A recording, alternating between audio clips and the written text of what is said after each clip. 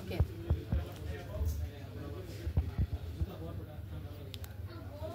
Alfred Edward হাউসম্যান ছিলেন ইংরেজি কবি ও অধ্যাপক।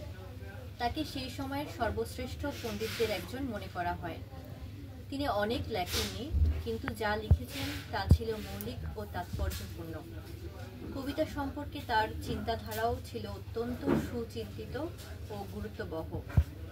এই বইটি তার লেখা একটি বক্তৃতার অনুবাদ। তার এই রচনাটি তিনি দিয়েছিলেন 1933 সালে কেমব্রিজ বিশ্ববিদ্যালয়ে।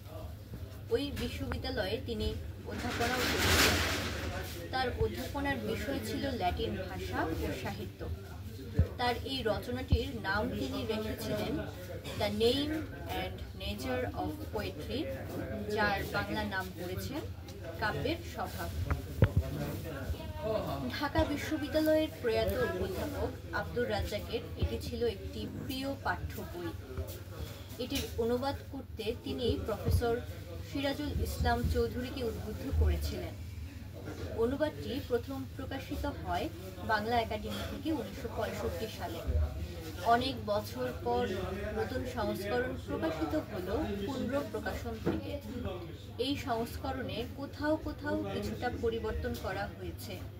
এর কারণে 1965-তে অনুবাদকের লেখার যে রীতি ও ভাষার যে ব্যবহার, যে ধরন ছিল, 2024-এ এসে সবকিছুরই কিছুটা পরিবর্তন হয়েছে।